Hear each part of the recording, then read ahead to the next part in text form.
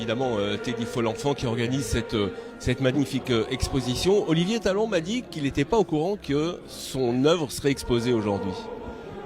Non, il n'était pas au courant, mais c'est fin août. Je suis rentré de Rome. Je suis fasciné par Rome et le Caravage, j'y vais à chaque fois. Et je rentre, il n'y a jamais de hasard, je rentre dans une galerie, je vois un monsieur qui fait des copies. Et je vois Caravage Raphaël, il me donne un prix, je rentre. Et comme par hasard, à côté, à 100 mètres d'ici, je tombe sur un peintre de talent qui s'appelle Olivier Talon. Je lui montre le Caravage, je lui dis « Êtes-vous capable de me refaire une copie ?» Il me fait « Non ».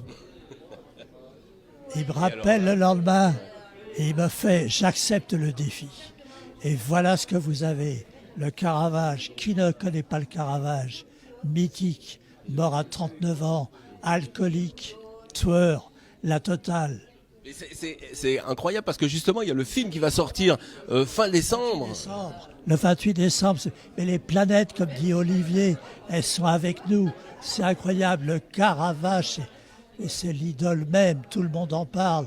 Donc, il a accepté le défi. Vu ce qui se passe, on a plusieurs projets.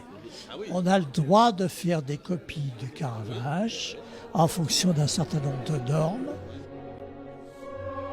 J'ai mis les derniers coups de pinceau il y a à peine une semaine.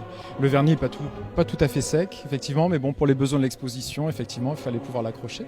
Alors justement, cette exposition, elle est née d'une idée de Teddy Folenfant. Comment vous vous êtes contacté?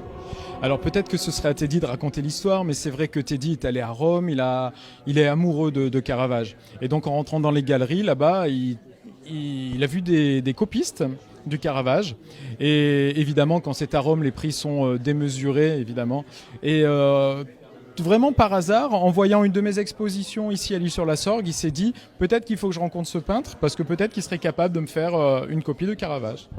Alors, Caravage, c'est vrai que bon, je connais un peu, parce que c'est un peintre qui est tellement renommé, et puis on en voit dans tous les musées, et surtout vous en voyez dans toutes les églises à Rome. Vous vous promenez à Rome, vous allez rentrer dans l'église, vous allez voir un Caravage en forme, vous dites c'est pas possible. Eh bien oui, c'est un Caravage. Et je trouve qu'il est vraiment très très bien fait. Et en plus, vous avez des jeux de lumière qui sont fabuleux.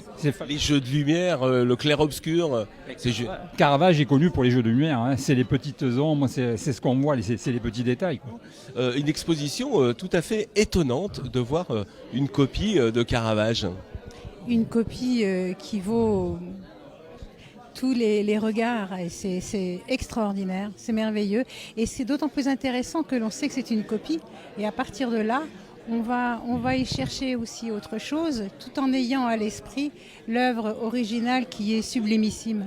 Parce que, évidemment, c'est une partie du dernier tableau de Caravage. Exactement. Et elle a ce côté alangui que pouvait donner Caravage, mais en même temps, elle a des différences énormes, les cheveux, etc. Mais elle nous affiche avec sa gorge un cœur magnifique. Enfin, elle exprime autre chose. Et on est attiré par cette œuvre de Caravage, mais on est aussi attiré par l'œuvre de ce jeune peintre qui fait des choses extraordinaires.